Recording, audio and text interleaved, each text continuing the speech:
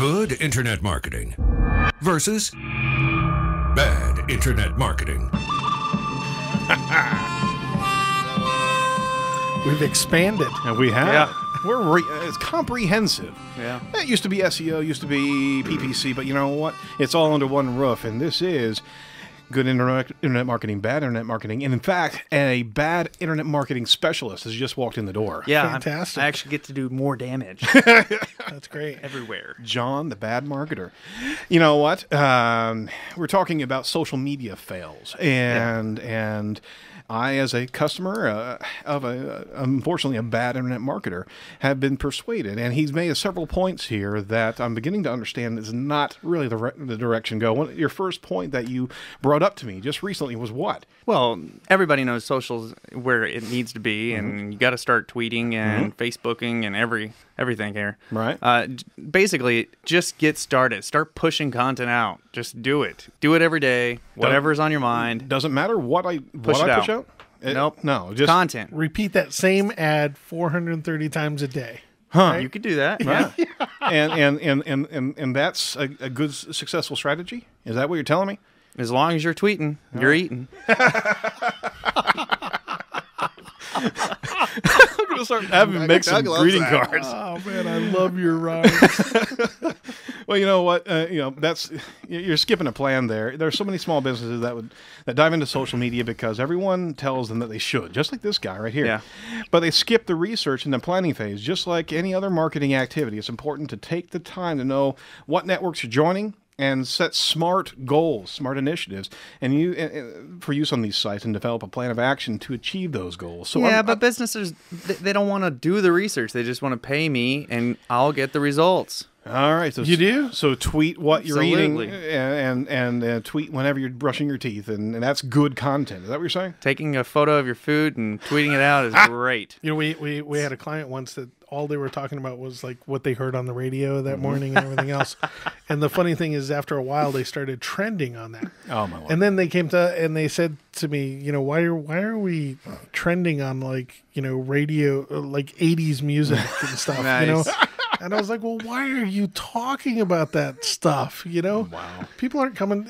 And this is the thing is I think people expect that if they talk to you personally, that you talk about your personal self. Right. No. They want to talk to you personally, but they want to get to know you around the relevance of your business. Right. Gotcha. That's what they want to get to know you. They want to see whether you're trustworthy enough to do business with, not what 80s music you listen to. Exactly. All right. Another point this guy gave me. Tell me. Yeah, just grow it quickly. Pump yourself up. Talk Yeah. about yourself. Brag about yourself. Talk about what you do all the time. You know, and should it be truthful or just do whatever you want to? You can do whatever you want. I see. Award-winning. Yeah, that's. Yeah. I actually want to do a PR web release about every week talking about what I won. You know, here's what I'll say. I have mixed reviews on that. Right. I can tell you that when you say that you're someone important, people start to think you're important. So there's a Right. lot of people out there that say that they're important. Right. But it's a matter of what kind of people that attracts. If you want that type of following where they're just gullible and maybe you do if you're a bad internet marketer, right? You know, Baby. It may be tempting to create a fake persona or be less than 100% genuine in what you are or what you're sharing in order to elevate your standing. Yeah. It may make your following grow at a faster pace, John. If you're going to put up with the negative side exactly. of that, it could catch up with you, and that's That's right. a huge rub. You know, another thing this guy gave me, the third point that was on your list. Tell me about that. Well, you don't want to worry about people commenting on your stuff. I mean, you don't have time to sit there and put out all the little fires. The best thing to do is just keep talking about yourself, and those guys will fall off. Really? You got to remain positive. let the All that fires negative, burn all that on. negative will just take care. It'll just simmer down. All right, Nero. Wow. Ignoring everyone else, acting like you're the only person out there is a quick way to social media failure. Even if your social media presence is for your brand and not you personally, you may find that you're more successful when you inject a little personality into your interactions, right? And this can be as much as a little as thanking somebody on Facebook or doing some retweets on Twitter, what have you, offering your expertise to help others and sharing a little of your personal side, not ignoring them. Well, the difference is audience or community, right? Right. If you just want an audience, if you just want people to listen to you and you just want to blast out to them, that's great, but don't expect great results from it either. But when you build that community of followers, those people that care about you because you've gone and you've reached out to them, and then that community goes and sells your business for you, that's when you've hit gold. Yep, absolutely. He told me another thing here. If they're following you, use them. Sell to them, promote often to everyone. Well, that's the reason why they're following you. They want to be used. They want to buy your products. You don't have a dating site, do you?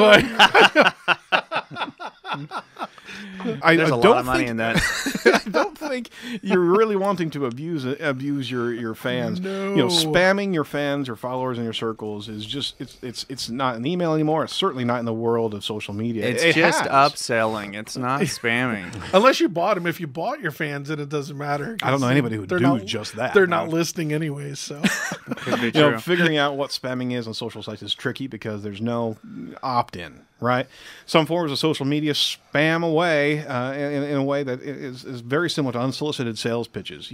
If you do that, posting the same updates over and over and over again and sending private messages after being asked to stop. Getting tagged on an image that you have nothing to do with. I try to do that to help my sharing. Oh, my God.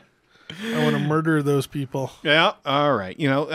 How about sharing too much? Because this guy told me something that just blows my mind here. Well, I had a complaint happen, so we went back and forth, and I basically just told him to just take his stuff and get out of here. And we went back and had a huge conversation on Twitter, and I just think it was good to show my followers that I don't put up with that crap.